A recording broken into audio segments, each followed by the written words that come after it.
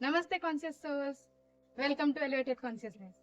यहाँ हम ancient Indian wisdom को आसान भाषा में समझने की कोशिश करते हैं ताकि ये सिर्फ पुरानी किताबों का ज्ञान ना रह पाए बल्कि हमारी रियल लाइफ में भी काम आ सके। आज हम बात करेंगे एक बहुत ही गहरे और अद्भुत उपनिषद, वो है कठ उपनिषद। और इसका सबसे गहरा प्रश्न है कि मैं कौन हूँ। इस सवाल का जवाब कठ उपनिषद हमें कोई सीधी परिभाषा देकर नहीं देता। ये हमें एक कहानी के जरिए, एक यात्रा के जरिए अपने भीतर ले जाता है। एक छोटे से बालक की यात्रा। नाम है उसका नचिकेता।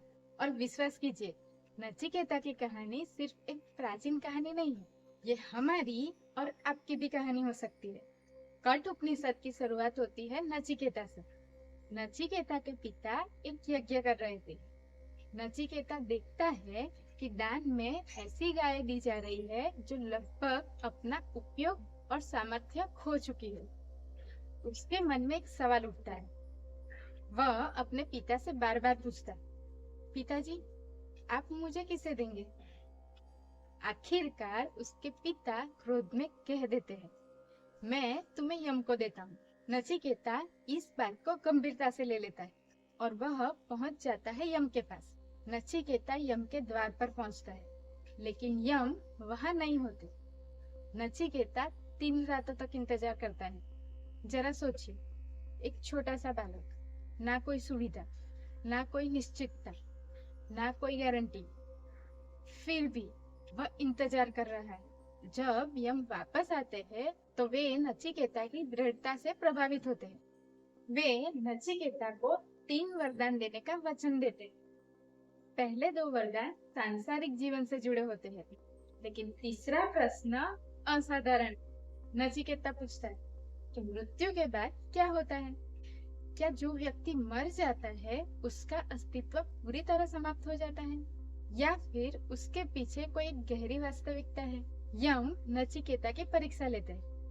वे उसे धन देते हैं, लंबी आयु का प्रस्ताव देते हैं, राज्य, सुख, सुंदर वस्तुएं और संसार की सभी इच्छित चीजें देने की बात भी करते हैं। लेकिन नचिकेता कहता है, ये सब नश्वर है, मुझे ये सब नहीं चाहिए। मुझे वह ज्ञान चाहिए जो मृत्यु से भी परे है। और यही से कठ उपनिषद की सबसे गहरी शिक्षा शुरू होती है। नचिकेता के प्रश्न के जवाब में यम नचिकेता को एक बहुत महत्वपूर्ण अंतर समझाते हैं, श्रेय और प्रेय का। प्रेय यानी अभी जो अच्छा लगे, मतलब तुरंत मिलने वाला सुख, आराम, मन की पसंद, तुरंत मिलने वाला आनंद। और श्रेय का मतलब जो वास्तव में हमारे लिए कल्याणकारी हो, जो हमें लंबे समय में विकास की ओर ले जाए। अब इसे अपनी जिंदगी के उदाहरण से समझिए। मान लीजिए कल आपकी परीक्षा है। आपके पास 2 विकल्प हैं, मोबाइल उठाकर रील्स देखना या मोबाइल को दूर रखकर पढ़ाई करना। रील्स देखना मतलब प्रे, क्योंकि वो अभी अच्छा लगे। पढ़ाई शायद अभी थोड़ी बोरिंग लगे, लेकिन लंबे समय में वही आपके लिए लाभदायक है। तो पढ़ाई है श्रेय। इसी तरह जंक फूड खाना प्रे और स्वस्थ भोजन को चुनना श्रेय। गुस्से में तुरंत जवाब दे देना प्रे। 10 मिनट रुक कर शांत होकर जवाब देना मतलब श्रेय। हर बार आराम चुनना आसान है, लेकिन विकास अक्सर श्रेय चुनने से आता है। इसलिए कठ उपनिषद हमें एक बहुत सुंदर सवाल देता है, मैं हर पल प्रेय चुन रहा हूँ या श्रेय? अब यहाँ सवाल ये आता है कि हमें पता होता है कि हमारे लिए क्या सही, फिर भी हम गलत चुनाव क्यों कर देते हैं? हमें पता होता है कि मोबाइल कम इस्तेमाल करना है, फिर भी घंटों तक स्क्रॉल करते रहते हैं। हमें पता होता है कि बेवजह गुस्सा नहीं करना चाहिए, फिर भी हम तुरंत जवाब दे देते हैं। हमें पता होता है कि कोई आदत हमारे लिए अच्छी नहीं है, फिर भी हम उसे बार बार दोहराते हैं। क्यों? कठ उपनिषद इसका उत्तर एक सुंदर उदाहरण के माध्यम से समझाता है। रथ का उदाहरण आइए समझते हैं। कठ उपनिषद में मनुष्य को एक रथ के रूप में समझाया गया है। शरीर रथ है और इंद्रियां उसके घोड़े, मन उसकी लगाम, बुद्धि उसकी सारथी और इस रथ का स्वामी है आत्मा। अब इसे आज की जिंदगी से समझिए। मान लीजिए आप एक कार में बैठे हैं, आपको पता है कि आपको कहाँ जाना है, लेकिन कार का स्टीयरिंग आपके हाथ में नहीं है। कभी मोबाइल का नोटिफिकेशन आपको खींच रहा है, कभी कोई इच्छा, तो कभी गुस्सा, तो कभी कोई डर, कभी किसी दूसरे व्यक्ति की राय, कभी सोशल मीडिया। कार तो आपकी है, लेकिन दिशा आप तय नहीं कर रहे। और यही हमारी जिंदगी में भी हो सकता है। हमारी इंद्रियां लगातार बाहरी दुनिया की ओर भागती रहती है और मन उसके पीछे भागता है, और फिर हम कहते हैं कि पता नहीं मैं ऐसा क्यों कर रहा हूँ। कठ उपनिषद का ये रथ रूपक हमें मन और बुद्धि के बीच का अंतर समझाने में मदद करता है। मन कहता है मुझे अभी चॉकलेट खानी है, और बुद्धि कहती है मैं अपनी सेहत सुधारना चाहती हूँ। मन कहता है उस मैसेज का अभी जवाब दो, और बुद्धि कहती है पहले शांत हो जाओ फिर जवाब देना।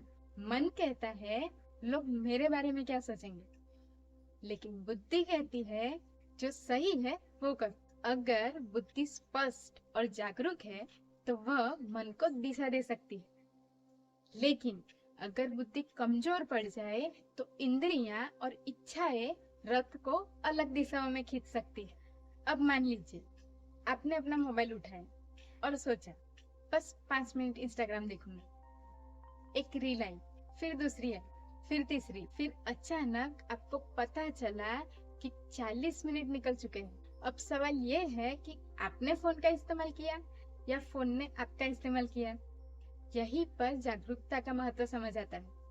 अगर आप बस इम्पल्स को फॉलो करते हैं तो आप ऑटोमेटिकली रिएक्ट कर रहे हैं, लेकिन अगर आप ऑब्जर्व करते हो मेरे अंदर अभी स्क्रॉल करने की इच्छा हो रही है, तो आपके पास एक चॉइस आती है। आप चाहे तो फोन रख भी सकते हैं या फिर कंटिन्यू भी कर सकते हैं, लेकिन अब कम से कम आप देख रहे हैं कि आपके अंदर क्या हो रहा है। यही अवेयरनेस की शुरुआत है। अब यहाँ एक बात समझना बहुत जरूरी है। कठ उपनिषद का संदेश ये नहीं है कि अपनी सभी इच्छाओं को खत्म कर दो या भावनाओं को दबा दो। नहीं, भावनाएं होना मानव होने का हिस्सा है। गुस्सा आएगा, डर भी लगेगा, इच्छाएं भी आएगी, आकर्षण होगा, लेकिन सवाल ये है क्या आपकी भावनाएं आपको चला रही हैं, या फिर आप अपनी भावनाओं को समझकर प्रतिक्रिया चुन रहे हैं। एक उदाहरण से समझते हैं। किसी ने आपको बहुत बुरा बोल दिया, आपको गुस्सा आया, और गुस्सा आना तो स्वाभाविक है, लेकिन उसी क्षण सामने वाले को कुछ ऐसा बोल देना जिसके आप खुद को बाद में पछताओ, ये एक अनकॉन्शियस रिएक्शन हो सकता है। लेकिन अगर आप रुकते हो, एक गहरी सांस लेते हो और सोचते हो कि मैं अभी गुस्से में हूँ, मुझे तुरंत प्रतिक्रिया नहीं देनी है, तो आपने अपने भीतर एक छोटा सा स्पेस बना लिया, और उसी स्पेस में चुनाव की संभावना पैदा होती है। अब कठ उपनिषद हमें और गहरे स्तर पर ले जाती है। हमारा शरीर बदलता रहता है। बचपन का शरीर अलग था, आज का शरीर अलग है। हमारे विचार भी बदलते रहते हैं, भावनाएं भी बदलती है, इच्छाएं बदलती है, हमारी पसंद भी बदलती है, हमारे रिश्ते बदलते हैं, हमारी परिस्थितियां बदलती है। तो यहाँ कठ उपनिषद एक बहुत गहरा प्रश्न पूछता है, इन सभी बदलाव के पीछे वह क्या है जो स्थिर है। और यही से आती है आत्मा की खोज। आत्मा को केवल सोल कहकर समझ लेना इस शिक्षा की गहराई को कम कर सकता है। यह प्रश्न है कि मेरी सबसे गहरी पहचान क्या है। क्या मैं ये सिर्फ शरीर, क्या मैं सिर्फ अपने विचार हूँ, क्या मैं सिर्फ अपनी भावनाएं हूँ, क्या मैं सिर्फ अपनी यादें हूँ। अगर ये सब बदल रहा है तो फिर मैं कौन हूँ। इसे एक सरल उदाहरण से समझते हैं। रात को जब आप सपना देखते हो तो सपने के अंदर एक पूरी दुनिया होती है। आप उसमें डर सकते हो, खुश भी हो सकते हो, भाग सकते हो, किसी से मिल भी सकते हो। फिर सुबह आप जागते हो और कहते हो, अरे वो तो सपना था। यानी सपना आया और चला गया। उसी तरह हमारी जागृत अवस्था में भी लगातार अनुभव आते जाते रहते हैं। विचार आते हैं, भावनाएं आती है, सुख आता है, दुख भी आता है, डर आता है, फिर चला जाता है। कठ उपनिषद हमें केवल इन अनुभवों को देखने के लिए नहीं कहता, बल्कि इससे भी गहरा प्रश्न पूछने के लिए प्रेरित करता है। इन अनुभवों को जानने वाला कौन है? और यही आत्म अन्वेषण की शुरुआत है। अब समझते हैं नचिकेता की सबसे बड़ी शक्ति क्या थी। उसकी उम्र नहीं, उसका धन वो भी नहीं, उसकी ताकत नहीं, उसकी सबसे बड़ी शक्ति थी सत्य जानने की उसकी जिज्ञासा।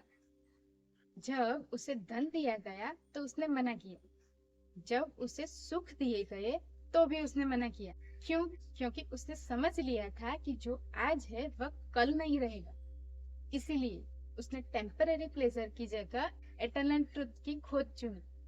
और यही नचिकेता को असाधारण बनाता है। अब सवाल है कि नचिकेता की कहानी का हमारी जिंदगी से क्या संबंध है? बहुत गहरा संबंध है। हर दिन हमारे सामने भी दो रास्ते आते हैं, तुरंत सुख या वास्तविक विकास, आराम या अनुशासन, दूसरों की अप्रूवल या अपनी ऑथेंटिसिटी, गुस्से में रिएक्शन या समझदारी से रिस्पॉन्स, डिस्ट्रैक्शन या अवेयरनेस।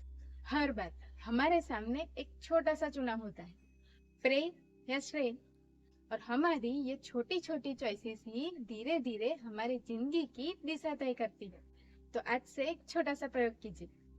जब भी आपके सामने कोई टेम्पटेशन आए तो रुकिए और खुद से दो सवाल पूछिए। मुझे अभी क्या अच्छा लग रहा है? मेरे लिए वास्तव में क्या अच्छा है? पहला जवाब हो सकता है प्रे और दूसरा श्रेय। हर बार श्रेय चुनना आसान नहीं होगा, हम इंसान हैं, हमसे गलतियां होंगी, हम कभी कभी प्रे भी चुनेंगे। लेकिन अगर आपने अपनी चॉइस को देखना शुरू कर दिया तो अवेयरनेस बढ़ने लगेगी, और जहां अवेयरनेस आती है वहीं से कॉन्शियस चॉइस की शुरुआत हो सकती है। कठ उपनिषद की ये शुरुआत मृत्यु के सवाल से होती, लेकिन धीरे धीरे ये हमें जीवन जीने का गहरा तरीका सिखाता है। ये हमें पूछता है कि क्या आपकी इंद्रियां आपको चला रही है, क्या आपका मन आपको चला रहा है, या आपकी बुद्धि जागरूक होकर आपके जीवन को दिशा दे रही है?